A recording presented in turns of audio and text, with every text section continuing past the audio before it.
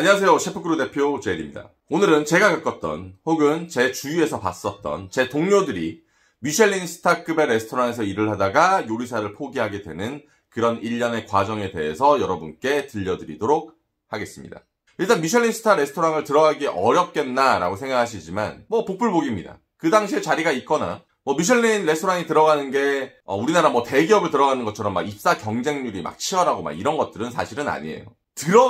들어가기는 쉬운데 버티기가 어려운 것이 미슐린급의 이제 파인 다이닝이라고 합니다. 호주에서는 햇 레스토랑이라고도 하죠. 근데 그렇게 좋은 직장을 가지고 왜 이 요리사까지도 포기하는 그런 길을 겪게 되는지 여러분 궁금하지 않으세요?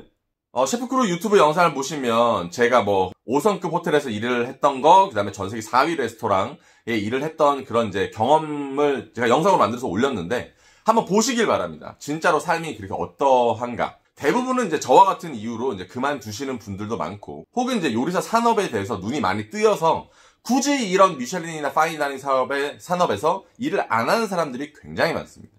우선 파인다이닝, 즉 우리나라가 거의 대표적일 것 같은데 보통 이제 우리나라 이제 미슐린이 들어왔으니까 우리나라 미슐린이 거의 이제 대표적인 이제 그런 예를 들 수 있을 것 같은데, 굉장히 이제 희생과 자기 희생을 굉장히 많이 요구를 하는 업장 중에 대표적인 거죠. 거의 미슐린이라 그러면 거의 3, 2 이 정도 급의 레스토랑이면 자기를 이제 희생을 요구를 굉장히 많이 하는 그런 업장입니다. 예를 들어서 하루에 12시간, 14시간 일하는 건 거의 기본이라고 생각하시면 돼요. 밥을 먹을 시간이 주어지는 곳도 있지만 제가 봤을 때는 대부분 주어지지 않는 곳도 굉장히 많습니다. 우리나라 같은 경우는 초반에 그런 곳에 일을 하면 수습기간 한 60만원, 80만원 되지 않습니까? 초봉 받아봤자 200만원 이하일 거고, 아무리 유명한 곳에서 일하면 뭐합니까?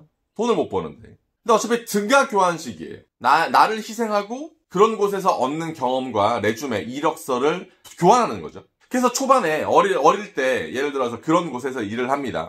그러면 엄청난 사람들과 또 엄청난 밖에 있는 요리들을 접하게 돼요. 인스타 팔로우하고 공부도 하고 푸드랩 사가지고 공부하고 유명한 셰프님들 팔로우하면서 세계적인 그런 것들을 엄청나게 많이 보게 되죠. 자기 시간은 거의 오로지 요리에만 투자를 하게 됩니다.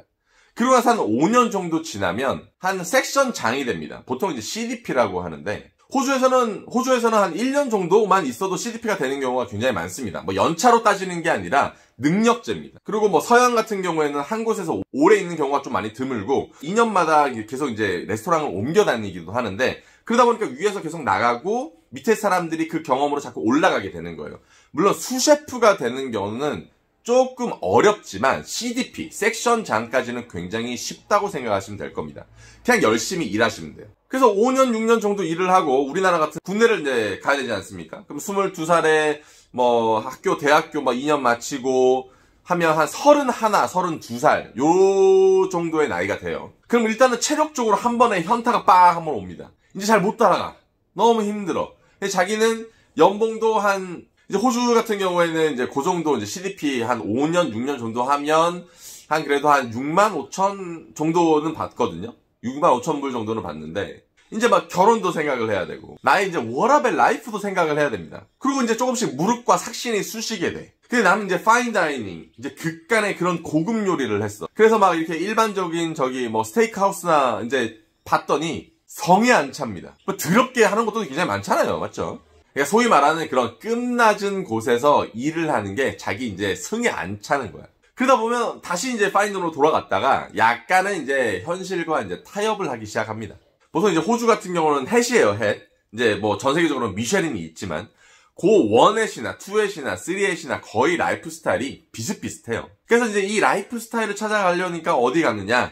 약간 이제 브런치 카페나 약간 좀 바쁘지 않는 그런 RSL 클럽 쪽이나 이제 펍 쪽을 슬슬 한번 찔러봅니다. 그런데 시간도 40시간 딱 맞춰주고 시급도 엄청나게 높고 일반적인 대중이 먹는 음식은 굉장히 간단하면서도 맛있으면 되는 거야.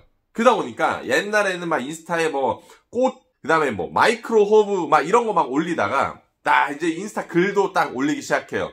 스테이크, 피쉬앤칩스 이런 거 이런 거 올리면서 대중 이런 요리 산업을 왜 내가 진작에 몰랐을까? 항상 무시하고 일했던 그런 업장들인데, 이제 그 헤드셰프나 그쪽 이제 총 관리자들 보면 연봉도 엄청나게 높습니다. 뭐 미쉐린급에 가봤자 연봉 얼마 해? 솔직히 말해서 그렇게 성공하는 사람도 별로 없고, 거기서 뭐 해봤자 수셰프인데, 뭐 헤드셰프가 돼도 뭐 연봉 얼마 안 합니다. 근데 그런 쪽은 연봉이 허덜덜하단 말이죠. 뭐 기본적으로 10만 불, 15만 불 이렇게 해요. 음식은 굉장히 간단하지만 맛있고 규모가 상당하고 많은 사람들이 소비할 수 있는 그런 산업을 보게 되고 눈이 떠지게 되는 겁니다. 어릴 때는 이런 산업 잘 쳐다보지 않습니다. 왜냐? 멋이 없거든. 그리고 막 거기서 일하는 사람들이 굉장히 약간 실패한 요리사처럼 그렇게 얘기를 하고 다니는 사람들도 굉장히 많아요. 그래서 막 고급 요리, 파인다이닝 요리 이런 것들이 이제 세상의 전부라고 믿는 시기가 있어요. 물론 저도 똑같아요.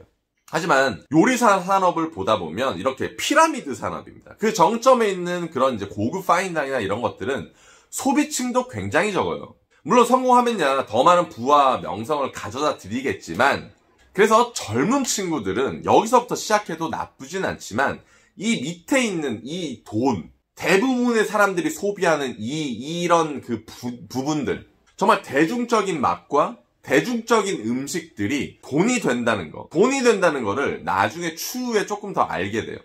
뭐 그러면서 워라밸까지 챙긴다면 더할 나위가 없겠죠. 그리고 사업은 어느 나라나 굉장히 어렵습니다. 월급 받을 때가 제일 좋아요. 사업을 한다 그러면 애들 직업 월급 줘야지, 뭐 렌트비 나가지, 전기세 내야 되지, 뭐 여러 가지 뭐 부수적인 거 다 써야지.